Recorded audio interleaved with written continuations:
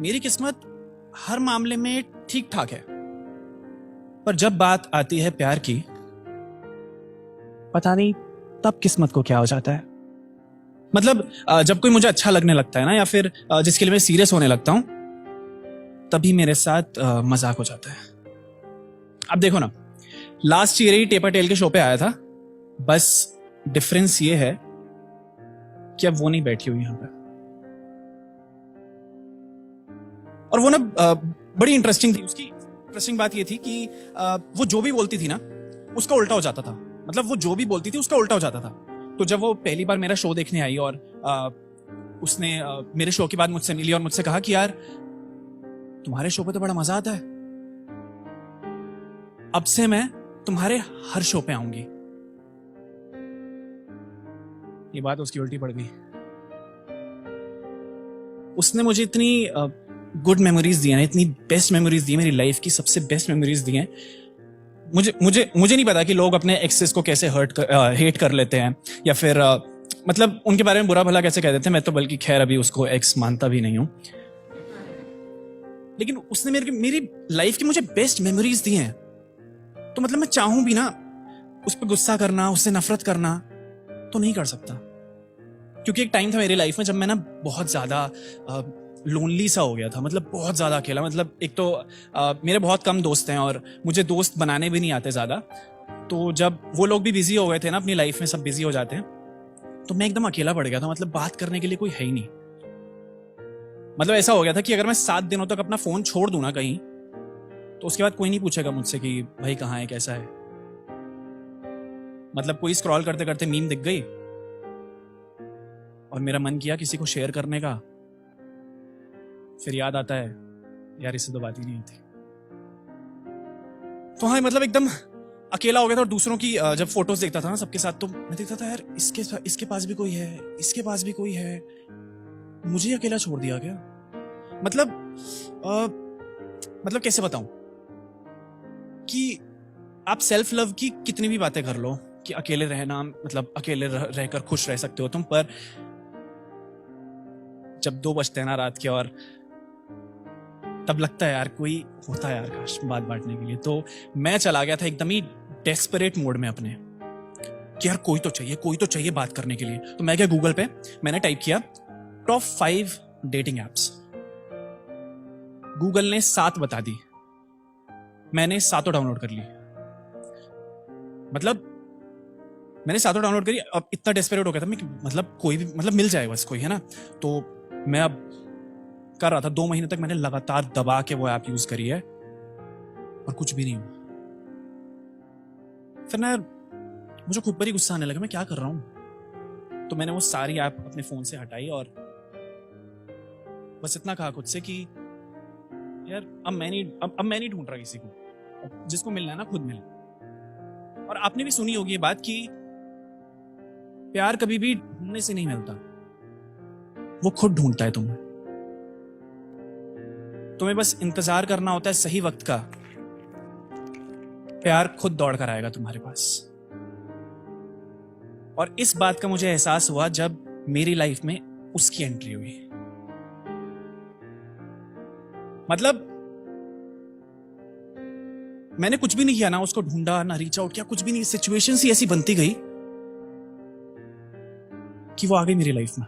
और सबसे पहले तो हम बने बेस्ट फ्रेंड्स। मतलब बेस्ट चीज एकदम।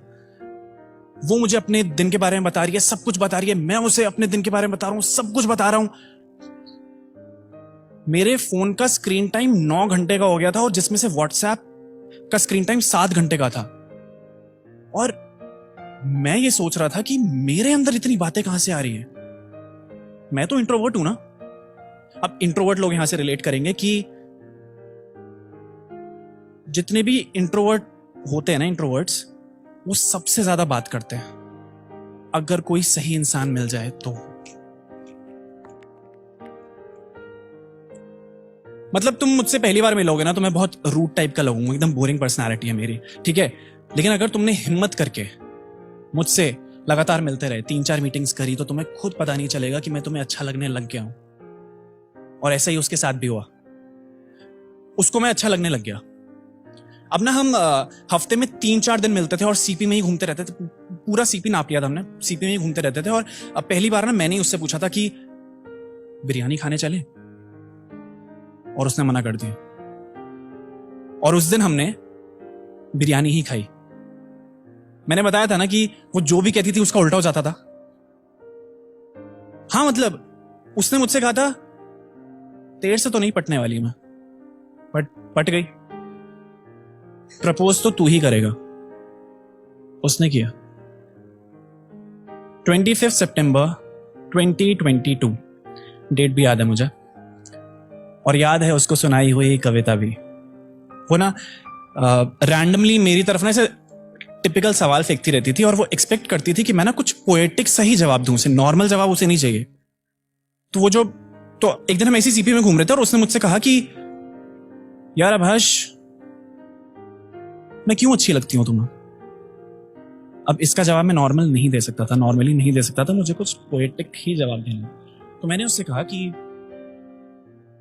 हर बात का कारण मत पूछा करो, कुछ बातें बेमतलब ही रहने दो।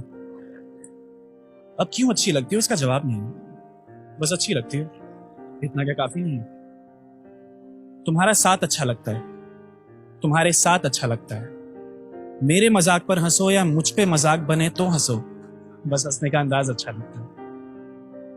मेरे ख्याल तुम पर ही ठहरते हैं, मैं समझ नहीं पाता अंतर की ख्याल ही है या तुम खुद हो। तुम में दिल है या तुम दिल में हो, बस इतना समझ लो कि तुम ही अब दिल हो। ये ज्यादा गहरा हो गया, तो कुछ इस तरह समझ लो, तुम अच्छी लगती हो, बस अच्छी लगती हो। और ये सुनकर ना वो एकदम इमोशनल हो गई। उसने मेरी तरफ देखा और मेरा हाथ पकड़ लिया और मुझसे कहा कि तुम भी मुझे बहुत अच्छे लगते हो। अब ये हाथ ना मैं कभी नहीं छोड़ूंगी। मुझे बिल्कुल भी एक्सपेक्टेड नहीं था कि ऐसा कुछ आने वाला है, क्योंकि हम तो अगले महीने की ट्रिप्स तक प्लान कर चुके थे। और अचानक से उसने कहा कि अब नहीं मिल सकते हैं। मैंने उससे बहुत पूछा कि यार मिलके बात करें, और वो नहीं मिली। और मेरी एक बहुत बुरी आदत है, मैं वैसे तो ऐसे एक्सप्रेस नहीं कर पाता, पर मेरे साथ कुछ भी होता है ना, जो भी होता है, मैं गाने लिख देता हूं उस पर। तो वो भी ऐसी सिचुएशन आ गई थी कि मैंने ना एक गाना लिख दिया, वो रिलीज नहीं किया मैंने अभी। आप थोड़ा सा अगर बोलोगे तो मैं सुना दूंगा, अभी सुना दूं?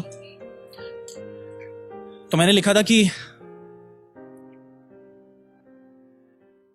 मुझे सुनना है तुम्हें, तुम बोलो ना कुछ भी, कितने दिनों से तुम्हारी आवाज भी ना सुनी। तुम्हें रास्ते पे मैं कहीं दिख जाऊं अगर, तो पुकारोगी ना मुझे, रुकोगी ना देख कर। कोई गलती हुई है, मैंने कुछ किया है तो डांट लगाने ही आओ तो सही। सच में दूर हो जाओगी क्या, नाता मिटाओगी क्या? देखो ना कैसी हालत है मेरी, हालत है मेरी, हालत है मेरी। तो ऐसा मैं ना लोगों को बहुत उदास दिखता हूं, पर मैं उतना ना ऐसे हूं नहीं उदास कि ऐसा नहीं कि मैं कोई देवदास टाइप बन चुका हूं या कुछ ऐसा, मतलब कि, लेकिन बैक ऑफ द माइंड ना वो कहीं ना कहीं रहती है, हमेशा ना ऐसे बैक ऑफ द माइंड रहती है वो। जैसे अभी कुछ दिन पहले ना मैं मनाली गया था और वहां पे अचानक ही ना स्नोफॉल होने लगी, तो मेरा इतना मन किया कि उसको वीडियो कॉल करके दिखाऊं, पर मैं नहीं दिखा सकता था। कहीं सनफ्लावर देखता हूँ ना, उसको सनफ्लावर बहुत पसंद है, कहीं सनफ्लावर देखता हूँ तो लगता है अगर वो मेरे साथ होती तो क्या करती, शायद अभी उसकी फोटो लेने लगती और एकदम ही खुश हो जाती। तो मतलब ऐसे कभी कभी यादों के झटके बहुत जोर से आते हैं। बट एक उम्मीद मिली मुझे जब मैं हमारी पुरानी चैट्स पढ़ रहा था। मिलना है। मैं जब स्क्रॉल करके अपनी पुरानी चैट्स पढ़ रहा था ना, और जब मैंने उससे उसका जवाब आया था कि उसका जवाब था कि अब कभी नहीं मिलेंगे, बार बार मत पूछो। कभी नहीं मिलेंगे। मैं बता नहीं सकता, ये सेंटेंस पढ़कर मुझे इतनी खुशी हुई है ना, इतनी उम्मीद मिली है।